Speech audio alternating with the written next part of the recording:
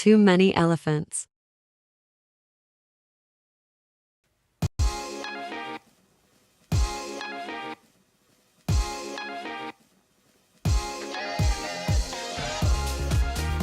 Hello and good afternoon. This is Too Many Elephants and I'm Sean McGinty. If there's an elephant in the room, I'll be the one pointing it out. On today's episode, what is a floating bus stop? Firstly, it's not really a bus stop, and somewhat depressingly, nor does it float. What it is a cycle lane on the pavement, but it's so much more. Let's just have a look at some of these pictures, what I got.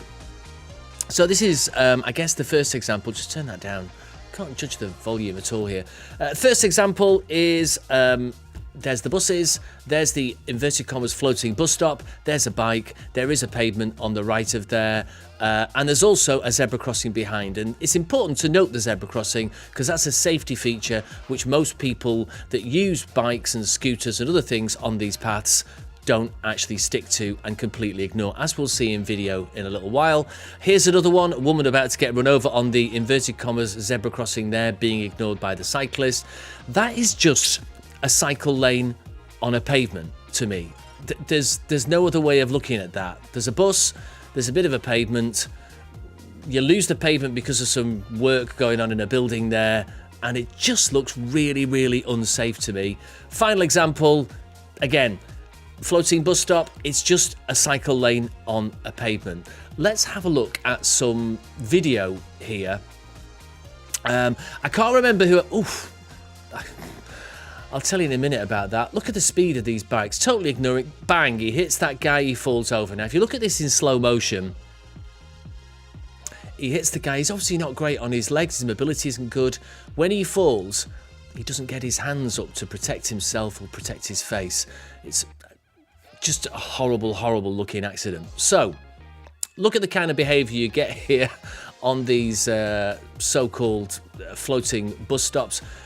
People are just, bicyclists and anybody else, scooter riders, people doing wheelies, they are completely ignoring the zebra crossing that is there, and basically pedestrians clearly do not have right of way. Now, I can't remember who it was that I robbed the video off for that, but it was someone on X. Apologies if it was you and you've seen this. I would normally let everybody know if I'm using some of your video. So when I first came across one of these so-called floating bus stops, what smacked me in the reality shops was this: we are giving bikes, electric scooters, those huge three-wheel delivery food truck things, all of those things we're giving access to our pavements where we walk. This is where we amble and loiter, we faff as we get through our day. Massive delivery bikes are not okay on a pavement, especially for blind and partially sighted people. One of these, it's not there, but you've seen them there. You'll see them in a second as well if there's no three-wheelers on this video you're looking at now. But one of these electric three-wheel cargo bikes, fully loaded, can weigh in excess of 250 kilograms and whiz along the pavement at above 15 miles an hour. That's all within the law. If you get hit by one of those, I can assure you, you will know about it. So, journalism for me is at its purest when we just let people tell their story. So with that goal in mind, I spoke with Sarah Gayton and Andrew Hodgson from the National Federation for the Blind UK. Andrew's up first after this short video about the dangers of allowing non-pedestrian traffic on pavements, and it's made by NFBUK.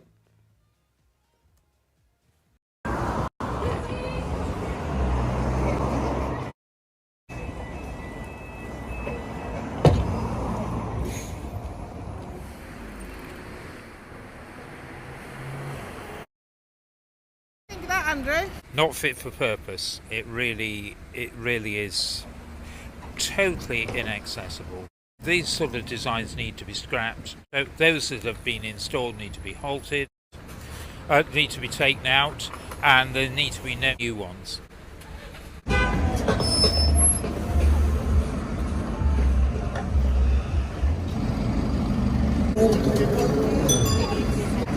I'm on the Executive Council of NFBUK, and NFBUK is a charity, National Federation of the Blind of the UK, and we're mainly a campaigning charity. And in recent years, our main campaigns have been environmental And what we're discussing today is bus stop bypasses. Sarah. Sarah Gayton, I'm the Street Access Campaign Coordinator with the National Federation of the Blind of the UK, and I do research and I go out into the street and actually look at these bus stop bypasses or floating bus stops and actually see what's happening on the ground in reality. And we are campaigning to sort of get them halted because they're not safe, they're not accessible for blind or visually impaired people. Great. That's a great start. I think if I just sort of set out where I am, I think the pavement, over my experience over the last 10, 15 years, is that pavements are becoming busier and busier. Before these bus stops, I first became aware of them. And then I don't know how long, maybe a year or so ago, or in London, I certainly saw one. And I was like, what on earth is this? Came across your campaign, and that's why we're talking today, because I see, and I was expressing this before we came on the call, that as a person who tends to listen to music, I'm a little bit kind of maybe on a pavement expecting not to be hit by a bike. And then when you just walk into an area of what you think is a pavement and it's actually where bikes are doing 20 and 30 miles an hour, for me, I find that frightening. For for any age of mother with a baby in a pram, it's frightening. And for disabled people, for older people who have less mobility, it's frightening. But what does it feel like, Andrew? I've seen various videos of you at these kind of floating bus stops. I can't imagine what it would feel like, because you know how fast these things are going.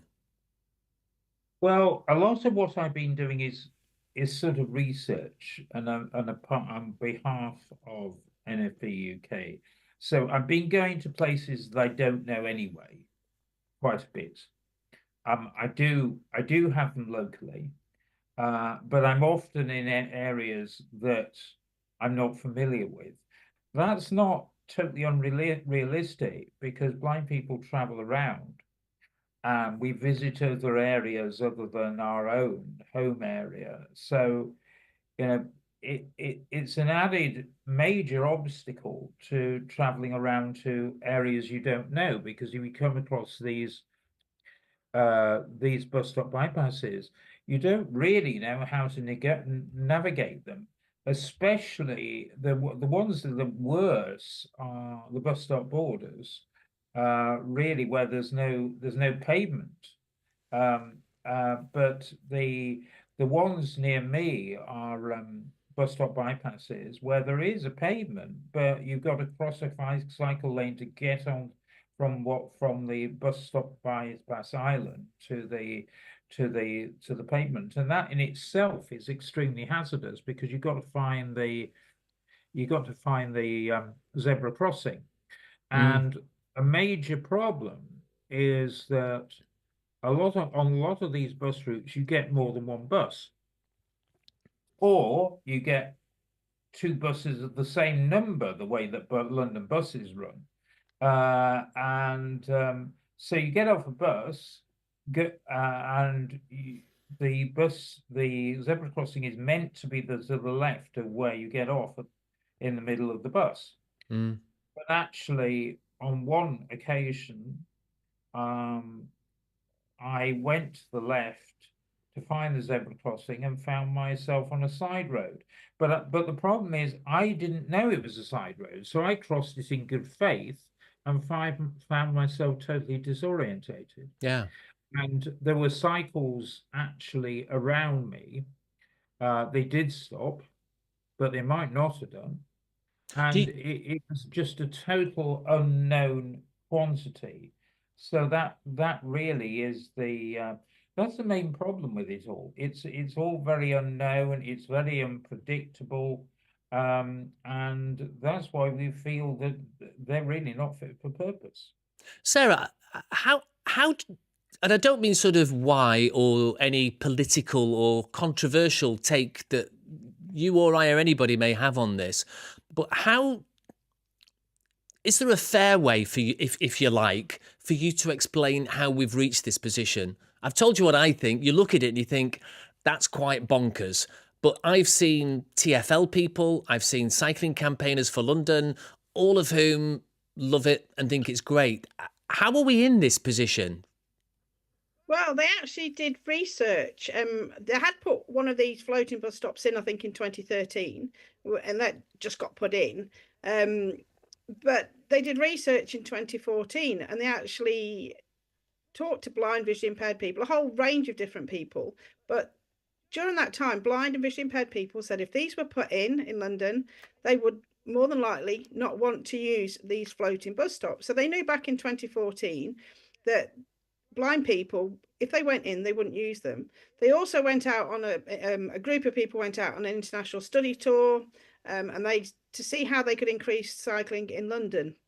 So they visited lots of places. But if you actually read that report, there's hardly anything. There's some mention about bus stops, but there was nobody really spoke to blind, visually impaired people to see how they felt. And there was no real detail in there, no references really on the floating bus stop.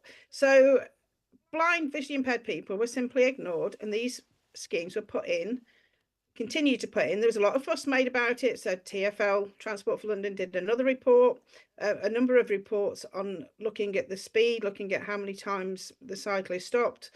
And it was 60% of the cyclists didn't stop to let people go past on the zebra crossings.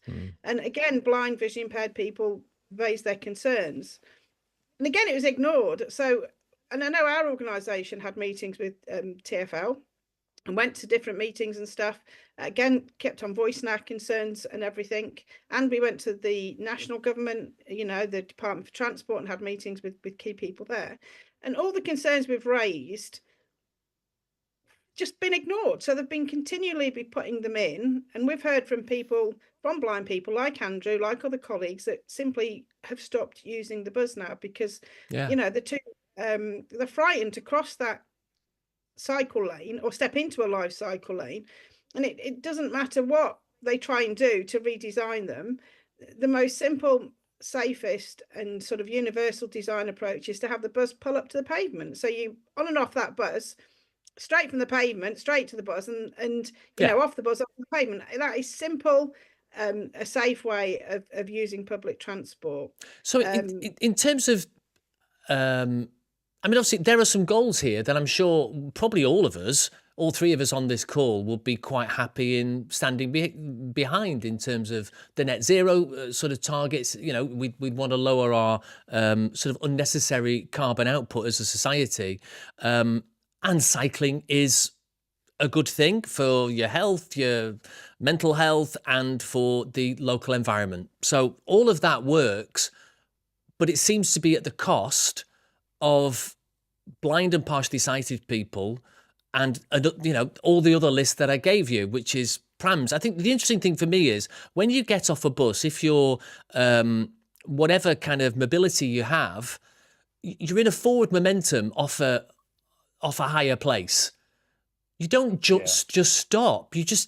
I've done it in those bus stops lanes. You end up in the cycle lane almost whatever you do getting off a bus, don't you?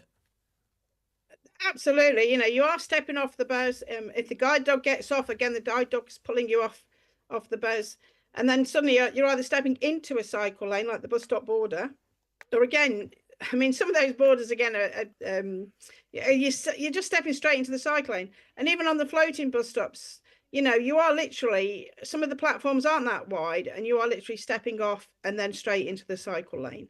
It has come at a cost. We are very aware of the carbon footprints. We are aware of net zero, and we are worried about climate change. But public transport, the British government said that is the key to actually decarbonise the transport industry, the quickest and the fastest in this country. So it shouldn't be the case that new designs to encourage cyclists then take that opportunity for blind people that can't cycle, can't see, then not to be able to get on the bus. The designs should be, or the designers should be designing schemes that allow the cyclists to be safely stopped or wait behind the bus, or to allow them to pass the bus, give them more space to do that. But it should not be at the expense of blind, visually impaired people and other people that want to get on the bus safely.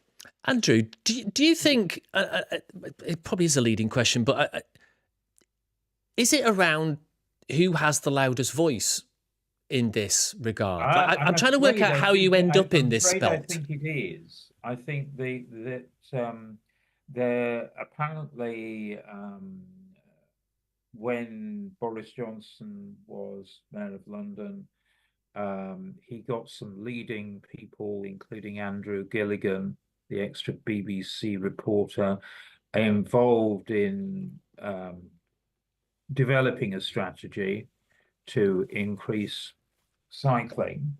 And this cycling involved the bus stop bypasses, which, they've got people who've developed those for them, but without adequate consultation or without actually taking notice of any opposition that has occurred anyway. They Sure. have the louder voice, and it seems to continue to be that.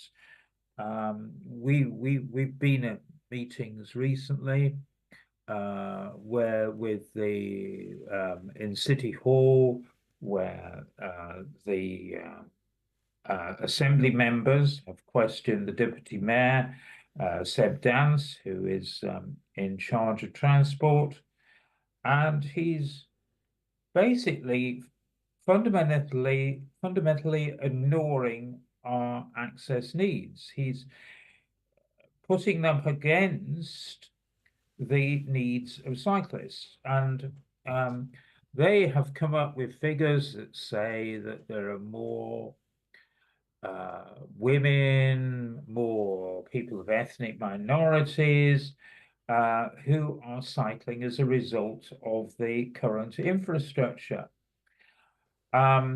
We feel that they're not comparing like with like, that they're really to deprive people of access to public transport.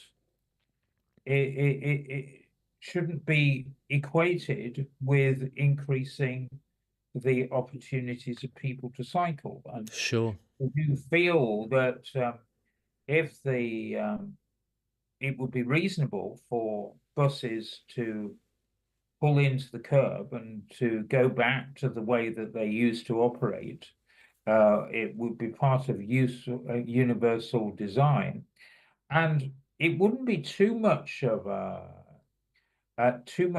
problem for cyclists to wait behind the bus if they're not confident to go on the outside. And we realize that there are safety implications in them going outside the bus, and that's why the mistaken view, which led to these being installed, these bus stop bypasses, because they thought it was safer.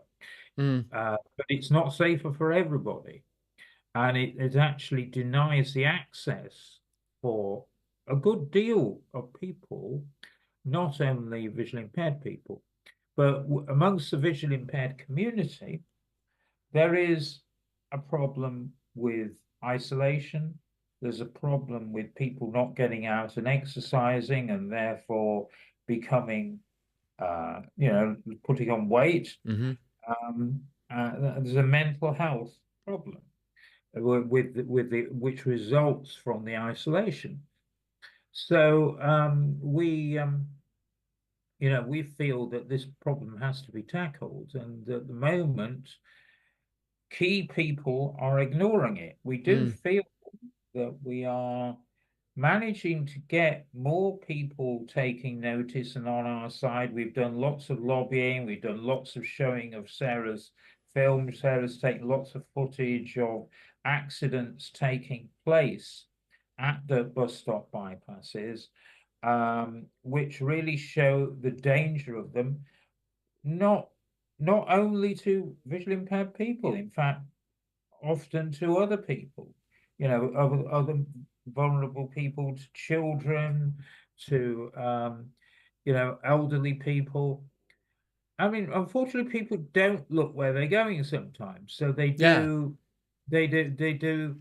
I mean, it's what you were saying, really, that they don't look where they're going, so they do fall foul of the behaviour of cyclists. And unfortunately, what we've uncovered is that 60% of cyclists don't stop at zebra crossings. Yeah.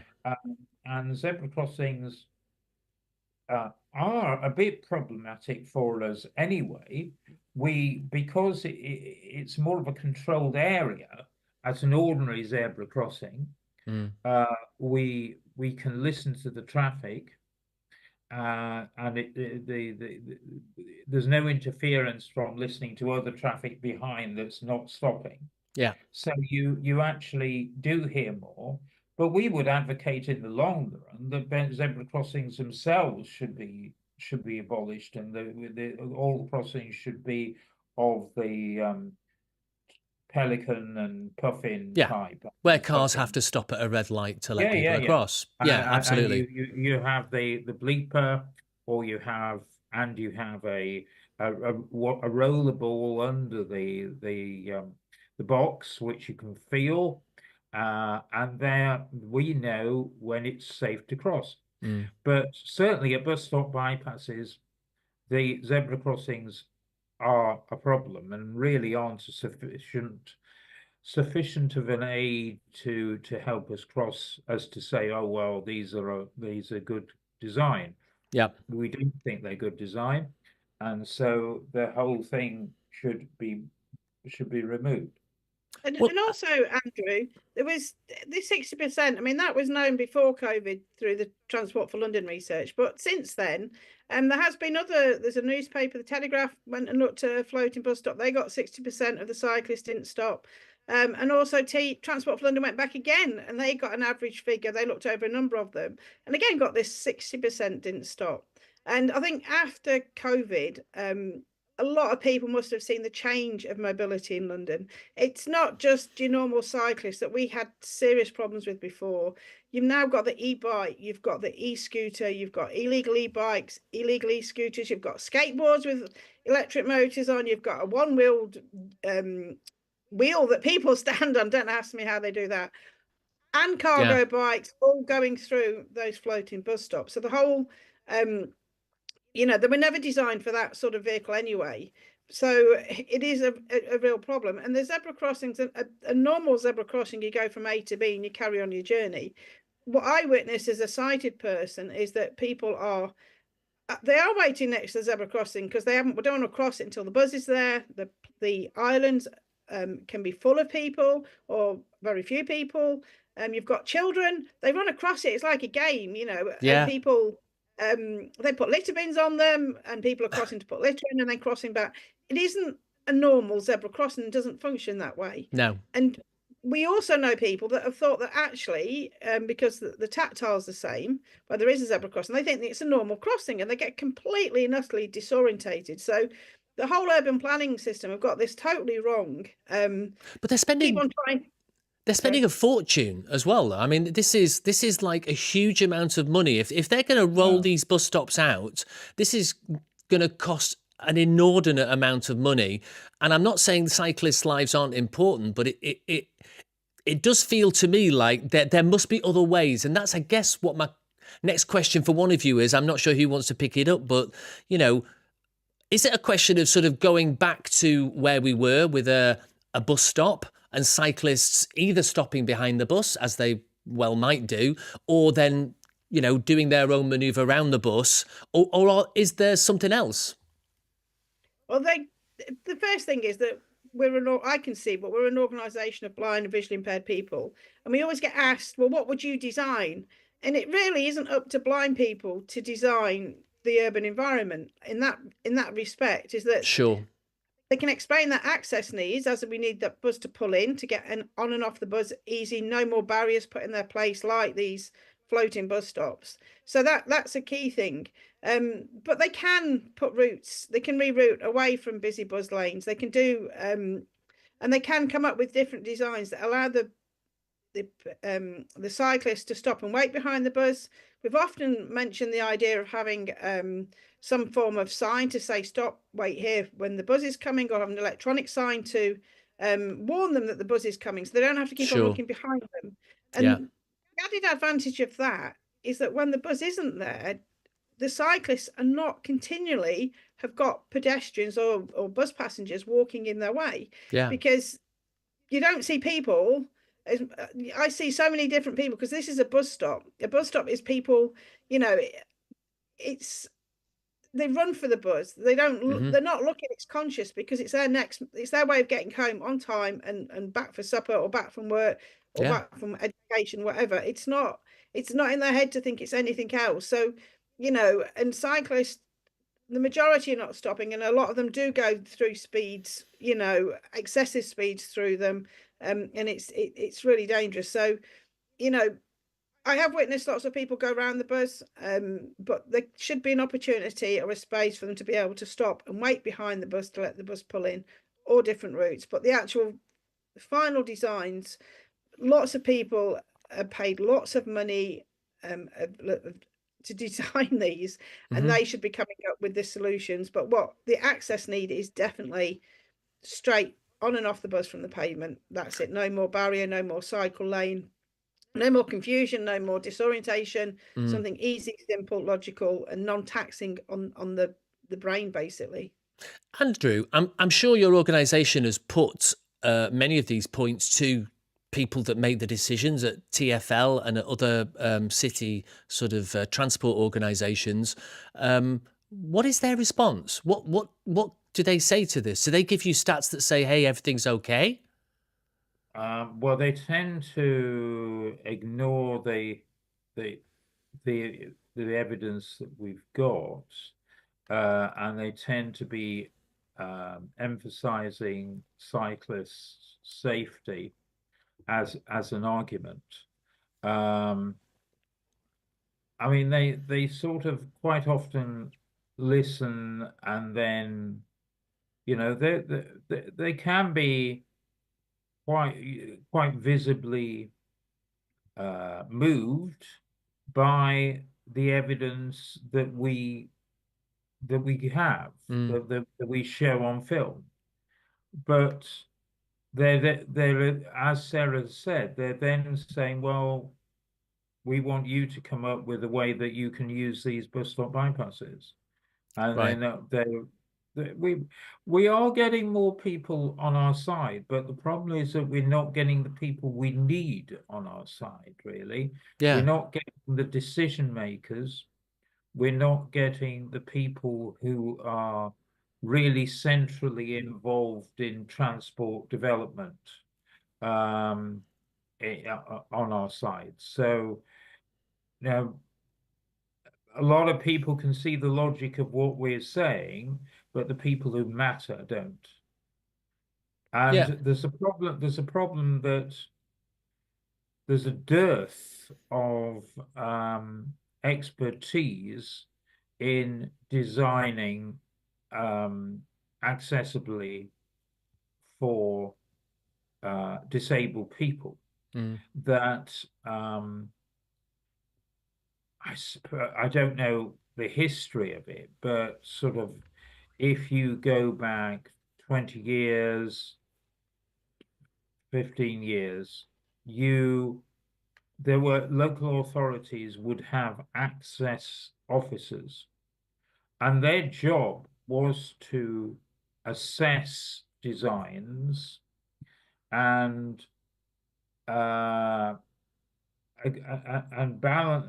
try and balance out all the advantages and disadvantages, so that they came up with a solution that was actually suitable for everybody.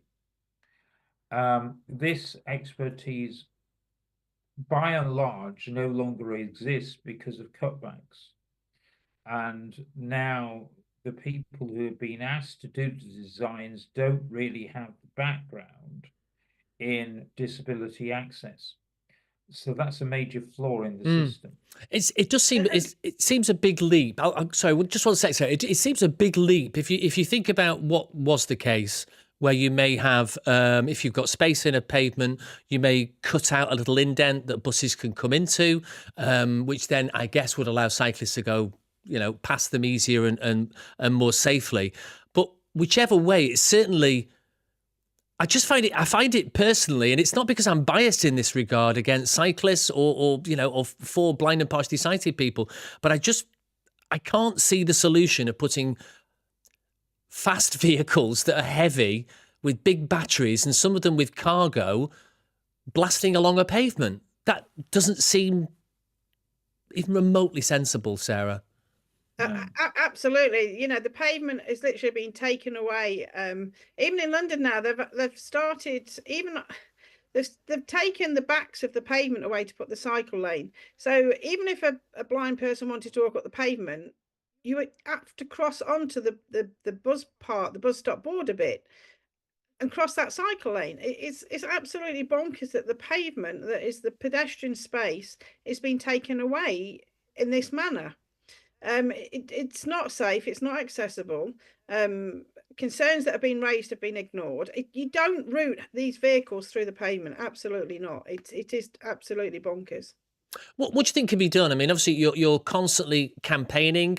You've done, Andrew. You've done research. I've looked across some of the some of the information that you've put out as an organisation. There are lots of organisations actually united with you against these floating bus stops and some of these changes where pavements are basically becoming cycleways and cargo routes almost, and delivery bike routes. Do you think they're just going to keep pushing on? I mean, what I'm trying to get to is, what opportunities have you got to have your voice heard so this can change? Where are they going to come from? Well, we're not going to stop, Sean. We're going to keep taking this back to number 10. We're going to take it back to the Prime Minister. We're going to take it back to the Secretary of State, and to the Ministers of Transport, and to any of the select committees. There's quite a number we can take this to, and keep giving them this evidence. We found more over the past sort of few weeks, and that the problem in Denmark is well known, you know, at the bus stop, because they have these two different designs. They have two different rules for the two different designs of bus stop. One where you step into, and one where it sort of bypasses, you know, and you have to wait on the island. But it's a known issue that these are dangerous for the pedestrian and for the cyclist at these spots. It's been well known. And we keep getting back from Transport for London. We were in a meeting a few weeks ago again with them, and they said, oh, you know, we did all this research back in 2014. We did it internationally, and, you know, found out we did all this research, but actually that research is flawed on this specific part of the network. So the only solution that can happen now is for the government just to put a pause on it, put a moratorium on, bring them to a halt, stop the funding of them, and to actually remove the guidance, and then issue guidance to tell them how to start taking them out. I mean, the ones put down in lockdown were just thrown down with no consultation, no proper consultation, no quality impact assessment. They can just literally be taken out, because we know on Euston Road there was one taken out there. We know other shared use bus borders have been taken out because they simply wasn't working, and they were creating this conflict between pedestrians and cyclists. So the government cannot keep hiding. There's a massive change politically in 2024, but there's a sort of a stumbling block on this issue, and they cannot keep not wanting to tackle it, because the more and more put in, the more discrimination that's going on. And also, I did film in 2024 4 cycle pedestrian collisions. That's on those occasions I was in London. I don't live in London, so how many more injuries and accidents that are happening that are not making the official statistics? Absolutely. I think that's a really interesting point I was going to ask you about, because it seems to me that not only if I was struck by I'm a relatively able-bodied, but nonetheless, if I was struck by one of those cargo bikes or a cyclist on a very heavy electric bike doing 30 miles an hour, you know, there's a very good chance of serious injury. But I think quite often what happens is people are struck, frightened, just sit down. The cyclist has gone. What do you do then? You know, most people, I think, would just go, oh, I'm just going to waste the police time if I end up calling in. So I wonder whether anything like the number of these sorts of incidents that are actually happening are being remotely recorded in the statistics. I think lots are happening, and they are, like you said, they're not being recorded. I mean, I have done the 4 from last year. The actual forms that you have to fill in, It's right until the end as it says, has this happened in a cycle lane? It doesn't ask you, did it happen at a bus stop? So the actual recording process is quite sort of hit and miss. And these accidents are being sort of missed, basically. I think, you know, one lady I did phone because she gave me her number and said that the cyclist had promised to phone and didn't phone that lady. And then she didn't want to talk after that because, again, I think a lot of them are embarrassed, or it happens that quickly. They think they might be in the wrong, but actually the design is wrong and it's bringing them into conflict. All these people want to do is catch the bus, catch their numbered bus, and get home. And they put this cycle lane through the pavement, separating them. And it's fundamentally wrong. So we just need to halt it, Sean. That's it at the moment. Yeah. Just you know, I'm not one of those kind of journalists, I never have been, but I look at this and clearly at some point on one of these constructions, there will be a serious injury or a death. I've seen that. I mean, I've seen 4. There serious injuries. There has been serious injuries that have been recorded in the past that did make it into statistics. One was an 87-year-old up at Tooting Beck. It was you know, there was a cycle, a floating bus stop put in Balham, and that is the one that one of our campaigners can't use anymore. And she was told, you know, don't worry, you know, you should be able to use it, and blah blah blah. Well, actually, when we looked at the stats, there were 2 injuries: a serious injury, an 87-year-old, and I think it was a 7-year-old child had been hit. You know, so who knows what happened to the older gentleman after? We just simply don't know. Again, there's another one. If you look at a thing called Crash Map, if you look at Bow Church, there's a number of incidents that have happened there. I think they're all down as minor or slight injuries. But again, I've tried to challenge Transport for London about them. They said yes, but they don't mention the bus stop. So again, those injuries there are not being counted into the statistics. But when you look at Crash Map, and I know that the accidents can be out, but when you've got a cluster around where the bus stop is, it does make you question, have they happened there? So even when you get data like that, it's still being ignored. So it just does not make sense to put this conflict zone in between these two, the cyclist and the pedestrian. And when in reality, blind people can't see, you know, cyclists or e-bike riders or e-scooterists can see, they can stop and they can wait. And I think the missing issue here is having that warning sign, you know, before the bus pulls in, that this bus is coming, please wait here.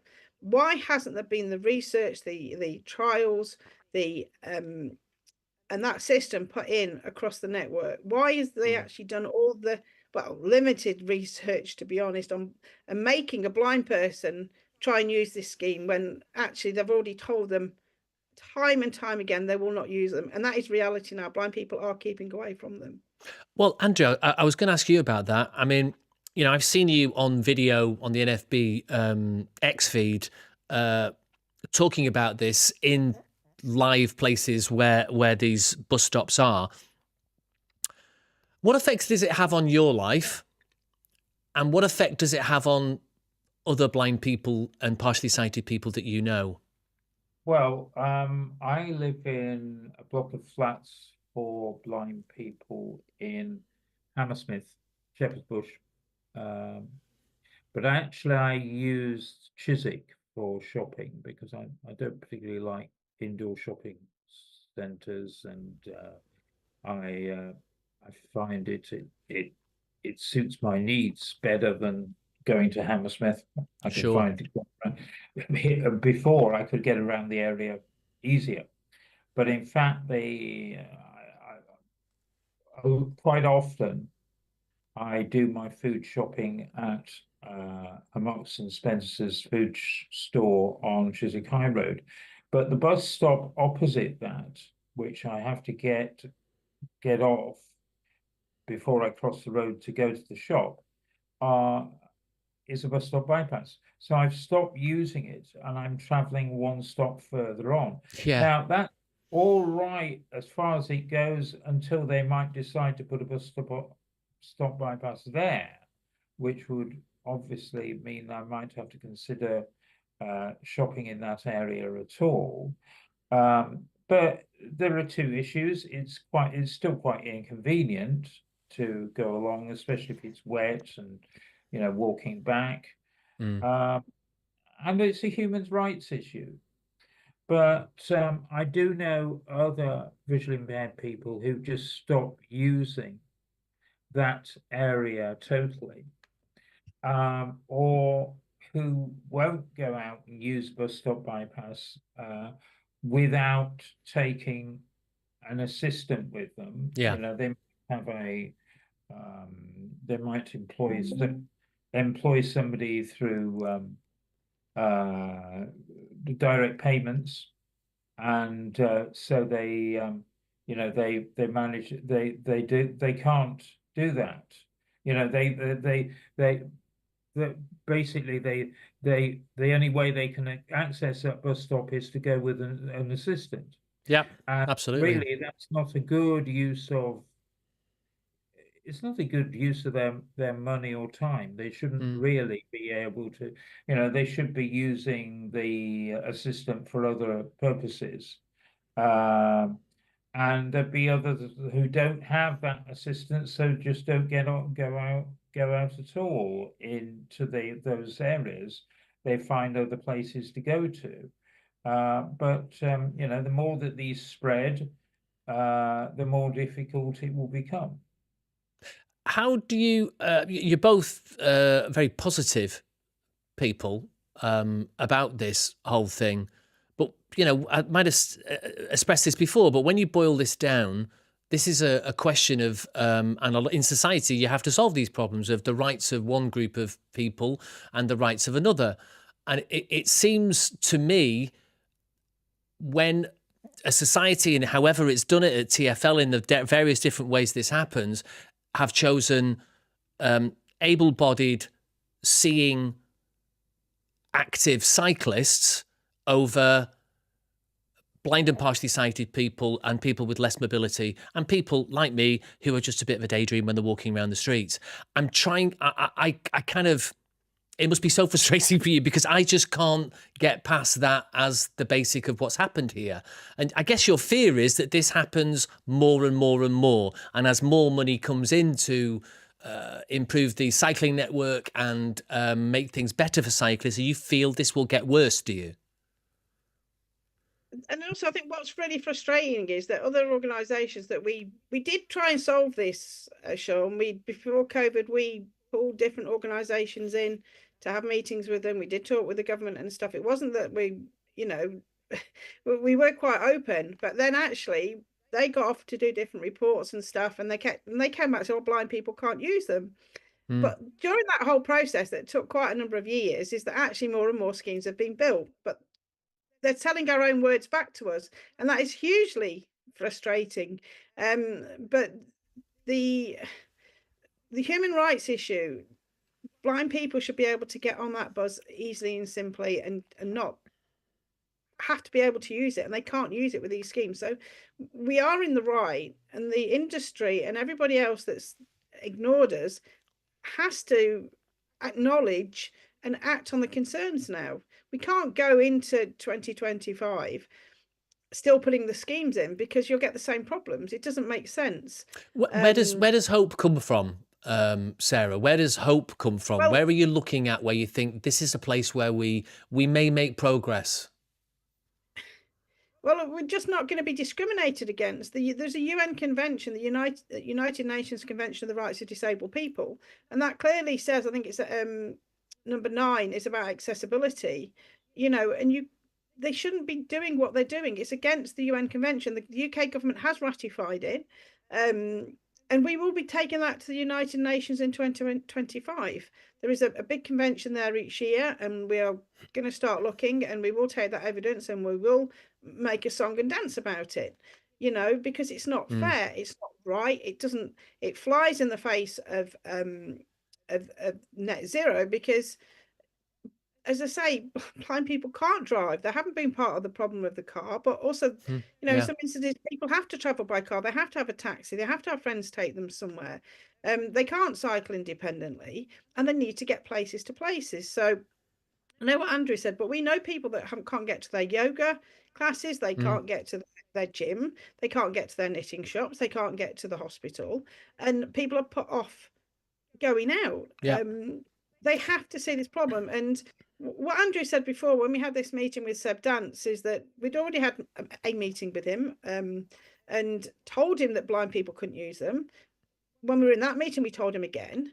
And it was surreal, because he turned to Hyacinth and said, we want you to tell us, we value your, or something like, we understand your passion about this. And I honestly, I had to be calm, but I thought that is so disingenuous. That is so awful what you've just said. Passion, this is lived experience, and she's telling you. And he says, you tell us how you can use them.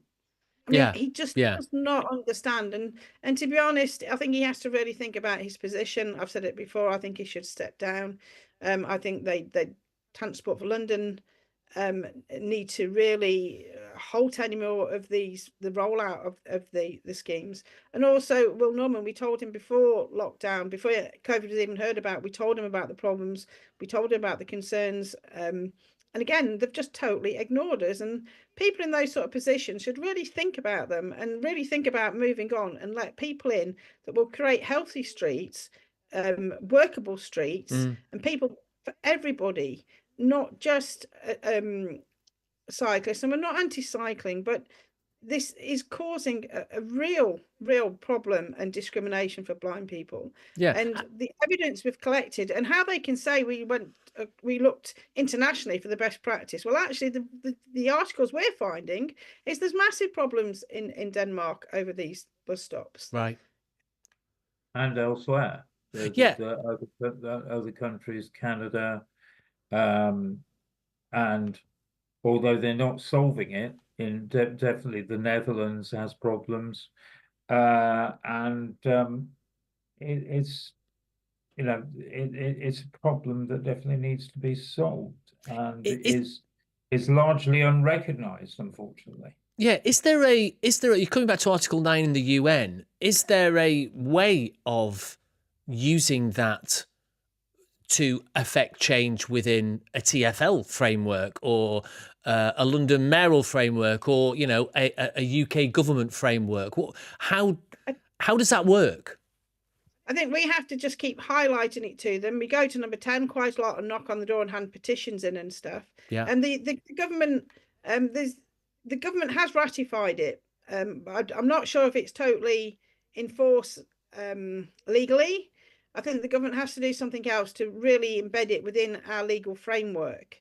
But why did we ratify it if we weren't going to embrace what it says and actually act on what it says? Yeah. And this government is a change. It is a change from the past Conservative government. We're not a political organisation, but that's what has been elected. And for the life of us, we cannot understand why they will not put a halt onto this when there's so much evidence against them. It doesn't make sense. So we will keep filming, we will keep highlighting the problems, we will keep researching this, and we will take it to the UN in New York, and we will absolutely, wake the world up to what's happening. Because during COP26, when I went to Glasgow, we actually didn't make it to the conference, but we knew we hadn't registered, but we knew wheelchair users couldn't actually get in because it wasn't accessible. But we took all the different councillors down a place called Sauchiehall Street, and they all admitted there was serious problems there. There was a gentleman called Sandy Taylor, who's totally blind. We walked up and down it, and all the sighted councillors could see themselves what was happening with the cyclist interactions at the bus stops and whatever. And they all agreed that this was a real problem. Yeah. But actually, that Sauchiehall Street got voted the best street transformation in the world at that conference. And there was a non-binding agreement to promote active travel across the world because of the climate crisis. Now, we haven't got a problem with the climate crisis concept. We fully embrace it. But actually, for them not to embrace, actually, this is taking people off buses, actually forcing them into taxis, or not making them want to go out. Actually, they have to embrace that, and they have to say, hold on, in order to truly tackle all these key pressing issues that cities have, we need to change in design. And it's quite simple. Those cyclists can see, they can wait, they can stop behind or go around the bus or reroute. blind people don't have that choice in life, unfortunately. Absolutely. A sort of final question, really, for you, Andrew. In terms of sort of broadening it out a bit. Obviously, these bus stops are very important to talk about, and to me, are kind of extremely dangerous things to have constructed in the first place. But I also feel, and I'm a man of a certain age, of a certain vintage, but I know when I was young, if I'd have been on my bike riding down Whitegate Drive in Blackpool, a very wide pavement in the 1970s that would have been perfectly fine, I'd have been stopped by a policeman probably, or would have been at some point would have been told to get off my bike and either walk with it or cycle on the road. Somewhere here, I feel there's something going wrong with how our pavements work, and there are just too many things other than people walking. Yeah, that is definitely the case. I now find regularly when I'm going out, almost every journey I do, I come across e-bikes parked on the pavement. And that's really, it's a nuisance for me. For some blind people with less confidence, it's probably a deterrence to go out. Yeah. And I think at local level, certainly in Hammersmith, we're trying to do something about it. And I'm sure many other people are. But there's this problem that the police aren't there to correct the situation, and the infrastructure is incorrect. The e-bikes need to be locked and docked off the pavement, but there's not a recognition of this. And the pavements are certainly not. It's not as easy to go out and about. Street furniture is a big problem as well. I mean, I'm not blind, Andrew, but I've walked into a lot of street furniture. Yeah. I can see why there's why with the changing climate we want a cafe society, but they do need to be marked off so that there's a barrier in between where the pedestrians go and where the tables are, so that it's clear from our point of view where we can walk.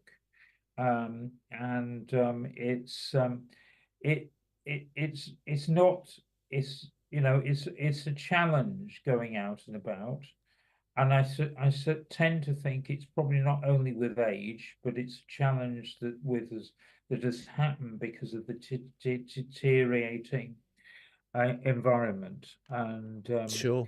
really, we've got to work towards improving that, and we can do that at a local level. But it's an uphill task, unfortunately. Yeah, And sure. can I just say something as well, Sean? Is that we did used to work with the sorry, the sun's a bit bright now. Hey, don't worry. It's been a lovely slow transformation, but don't worry, we're coming to the end. We haven't done recently, but we did do a lot of works with the police where we went out with them, with Andrew, with Sarah Ledbetter, with the guide dog. And what would happen is if cyclists were on the pavement, the police would stop them and either give them, say, do you want to get fined or do you want to talk to a blind person? So again, yeah, it was quite interesting because again, once you got the cyclists to start thinking about the impact on people, and they, oh yes, yeah, we really understand. But as soon as those police left us, and they were lovely, we got on really well with them. Okay, it's a different set of people. They all started riding on the pavement again, and this is the problem. There's something fundamentally has to shift, and there's more effort and more priority needs to be put on cyclist behaviour. Yeah. Can I just put?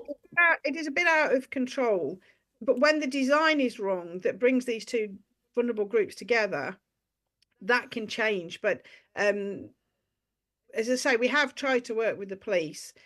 I mean, Seb Dance himself, he actually got physically assaulted. He got thumped he saw somebody cycling past a zebra crossing, and he told the person they had to stop and give way, and he got thumped, he got hit. Now he's a fully big, well, he's an adult male cyclist. And this is the problem. There is a problem out there, but it isn't up to making blind people be at the bottom of the pile, and the people that I have to take to try and deal with the designs put on them, because the designs themselves are inherently not safe or accessible for them. It's absolutely bonkers. Sure, Andrew, fire away. We've actually we've taken part in pan disability webinars organised by an organisation called Inclusion London recently, and unfortunately it's very obvious that where disabled people are at the bottom of the pile where access is concerned, and that's really not what should be the case. In fact, it should be the opposite. And the Highway Code actually states that these days. We're at the top of the hierarchy, but in practice that's not the case. And certainly with the bus stop bypasses, when we've been on these webinars, it's unanimous from disabled people. They don't like them. And there was a cyclist who we came across on a previous occasion, and she was a wheelchair user and an active cyclist, and she couldn't see the problem with bus stop bypasses, and she thought that in our standpoint, we were actually restricting her freedom. But then some months later, we came on this webinar and she changed her mind because she'd had an accident and she realized how difficult they were. So the views of disabled people is almost unanimous that they're not fit for purpose, and a lot of people are actively involved in fighting against them, and some of them are passively objecting to them. But unfortunately, we've got to break the back of other people have to recognise that, and a lot of them haven't. Yeah, okay. Sorry. It was a near miss, wasn't it? A very, very close near miss with that lady. Yeah. And I think what we always bring it down to, if you're cycling on the road or on the network, that you have to have enough sight to be able to see.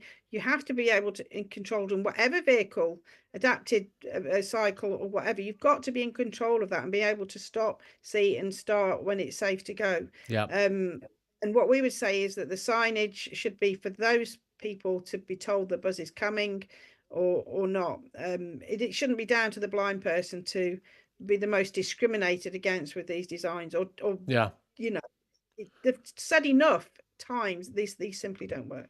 Can I just make this point, see what you both think of it? And again, it's not an attack on cyclists at all. I'm just looking at the imbalance and the discrimination possibly against blind and partially sighted people and others that use pavements.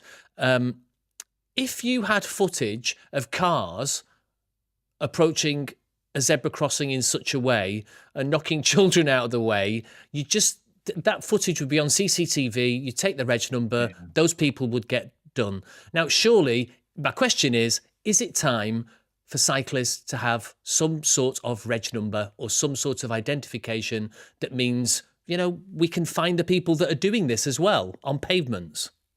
Yeah, I would agree with that. Unfortunately, it's not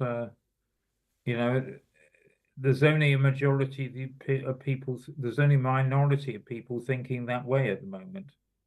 I honestly think they should be. It was quite ironic that I watched they do this 100-mile race, or it's 100 miles max, and they do different ones. All of the cyclists had their little badges with their numbers on and everything. It was quite easily put onto the cycle. It was there. You could see it. It was quite easy. They actually paid to do it. So it can be done, and it can be done quite easily.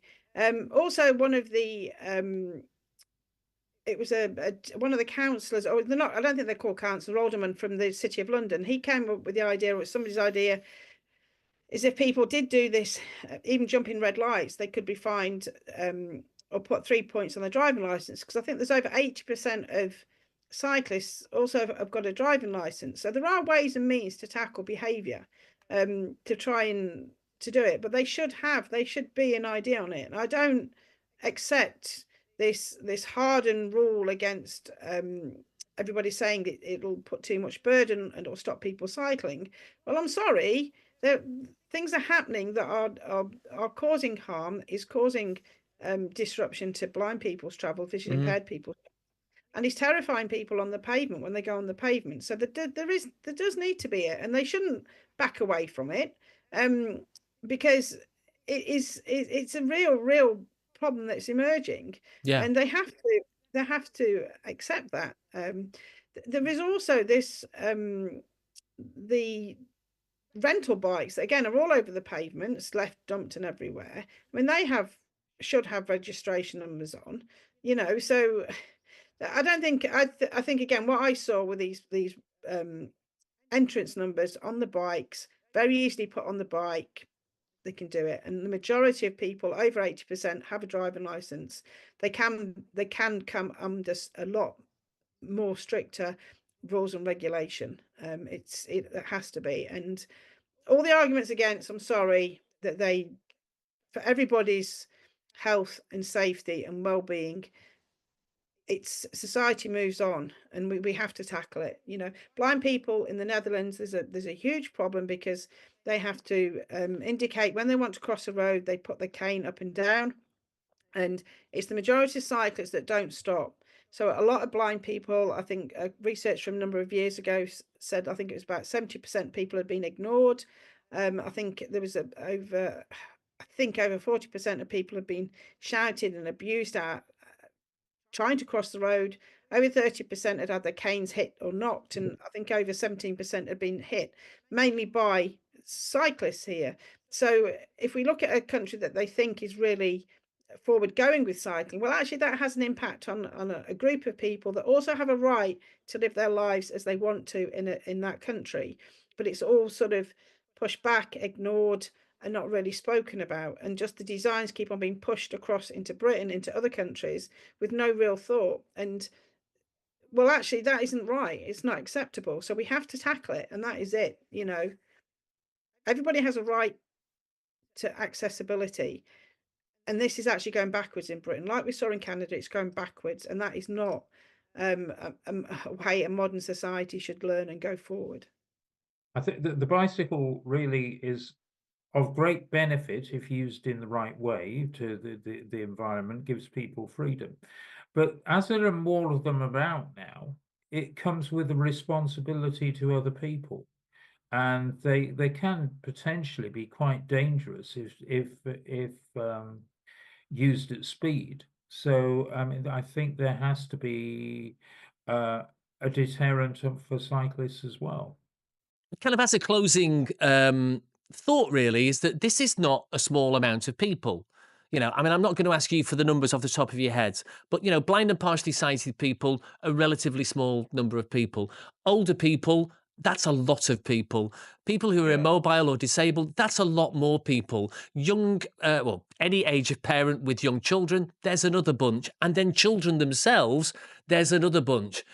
And I'm trying to, it's not just all about middle-aged men in Lycra. I appreciate that. But I find it really, really odd that it seems to me that the rights of all of those people, which is a substantial proportion of our society, is being trodden on.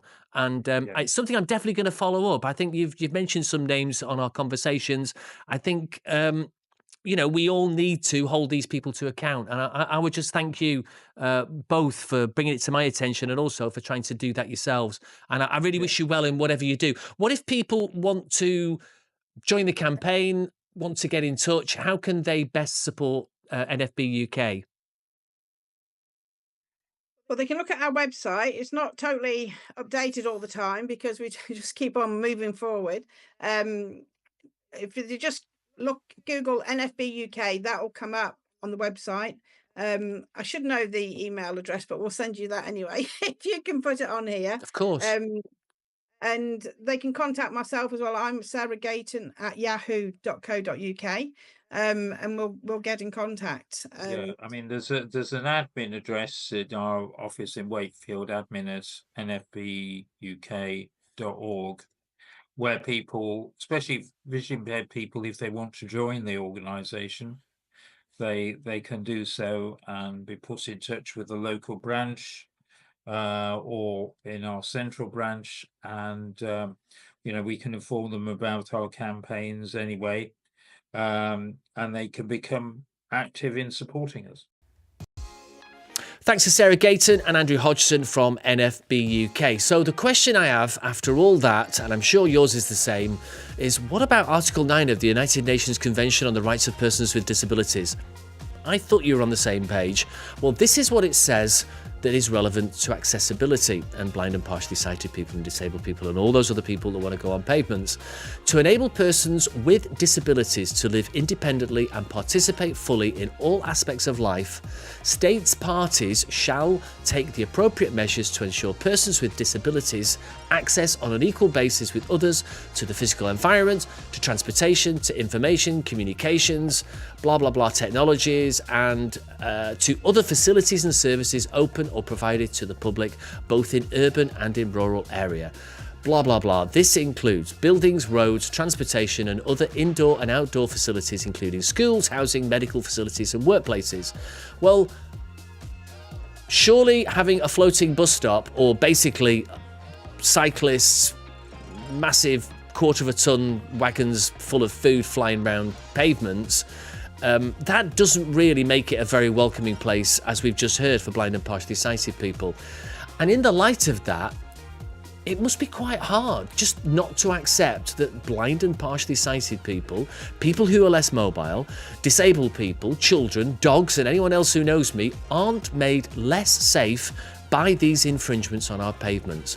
Another question is, why are TfL and other responsible bodies around the UK doing this? Well, they say it's safer for cyclists and it improves the timeliness of buses. That probably is the case, but at what cost to blind people and others? There's a lot more to talk about on these cycle paths on pavements, so expect more in the coming weeks on Too Many Elephants. After 22 years working for the BBC, I am continuing to do public service journalism, but now without the licence fee. So please do subscribe to my Substack at toomanyelephants.com for interviews, comments and advice. Too Many Elephants is in its early stages, but my themes are simple and clear, I hope, to help people and businesses to tell their stories better, to uphold time-honoured journalistic principles, and to cover important stories in a way that sheds light, not heat. Solutions and policies, not people and personalities. Thanks for watching. I'm Sean McGinty. This has been Talking to X on Too Many Elephants.